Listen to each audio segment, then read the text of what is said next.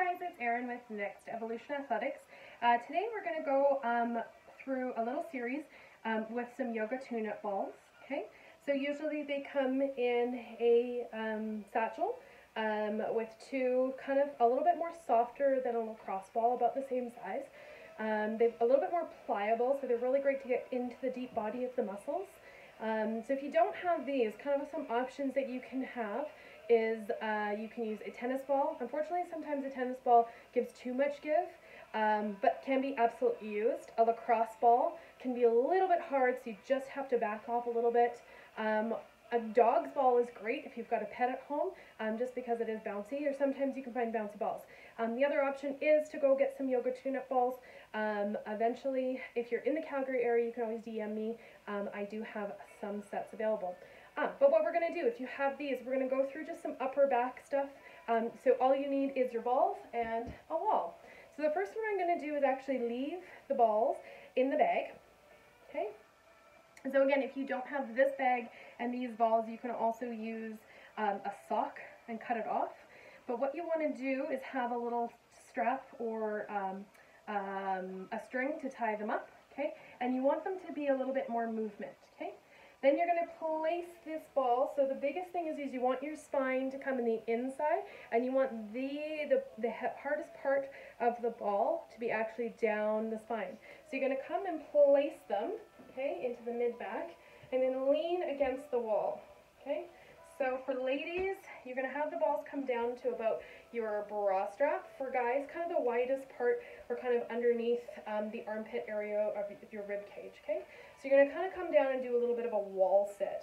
So again, tucking the core and rolling up and down. Ladies, if you have long hair, making sure it's tied all the way up, okay? So the nice thing with using a wall is you can control how much pressure you're putting onto the balls itself, okay? So you're just kind of coming up and down, okay? So it should be coming from the mid-back all the way to kind of the upper back. You never want to come into kind of that, anything past that upper back into the neck area, okay?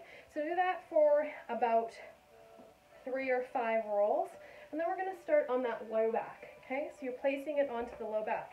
Now here's one where you actually are going to tuck the pelvis in, so you're pushing onto it, and again you're rolling.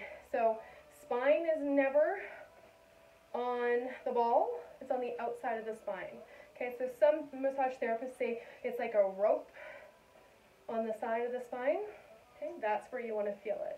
Again, you control how much pressure you want. Okay, so you can do this for a couple minutes if you like. It's actually kind of a nice self-massage. Okay, and then exhale to release. Okay, the next one, you're actually going to release one ball from the bag, and you're going to place it onto kind of where the shoulder blade is. So a lot of times you get lots of knots kind of right here.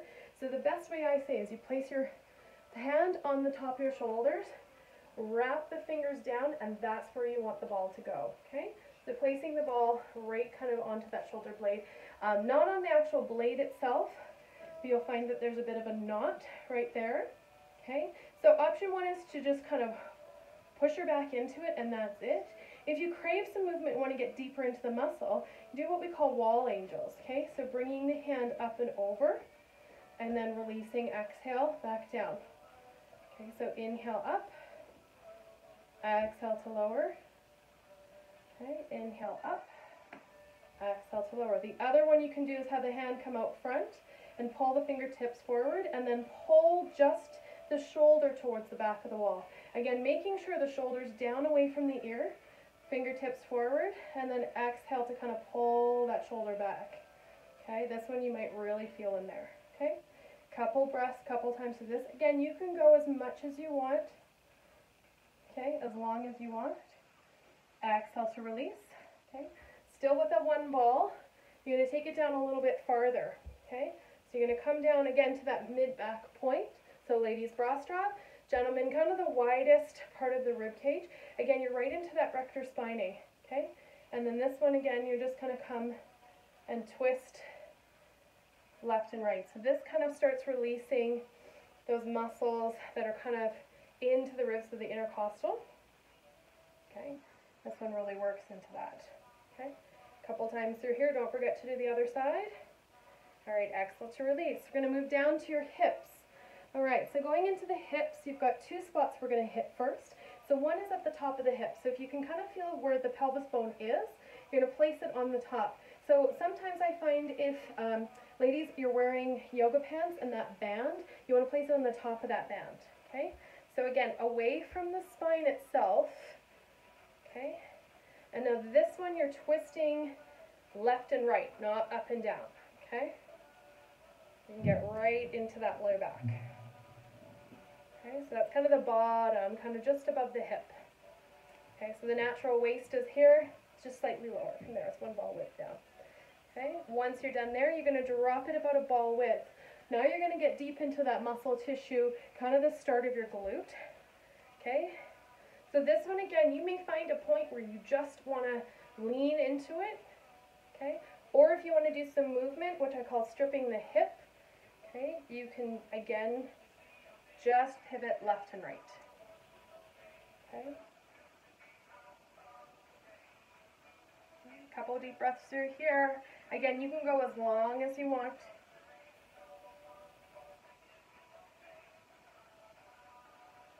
Perfect. Excellent. And then last but not least, we're going to do a little bit of the side hip. Okay, so from the side, you're going to place it right onto the hip.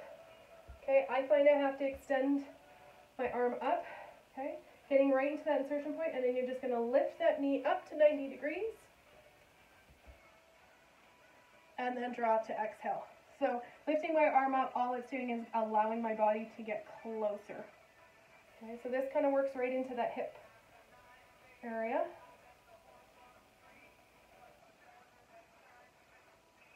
All right, exhale, release. Don't forget to do the other side, and I'll have some more videos coming to you.